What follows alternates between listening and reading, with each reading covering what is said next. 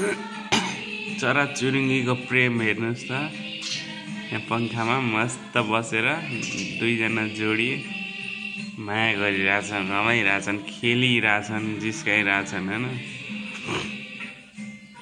पवित्र प्रेम यस्तो हुन्छ। यसमा न कुनै स्वार्थ हुन्छ न कुनै अहंकार हुन्छ, निश्चल हुन्छ यिनीहरूको प्रेम। एक छ अर्को छ, एक छैन अर्को छैन, यस्तो हुन्छ माया भनेको। दुवै छन्, संसार छ, दुवै छैनन्, संसारै छैन भन्ने जस्तो हुन्छ। पुरा हेरिरहेछन्, माया गरिरहेछन्, बाहिर जान्छन् आउँछन्, बिहान बिहान पुरा रोमान्स गरिरहेछन्, रमाइलो गरेछ। आइज यहाँ गुफाभित्र बसौँ भन्छ, ऊ त्यो ढक्करभित्र छिर्छन्, दुईजना रमाइलो गरिरहेछन्।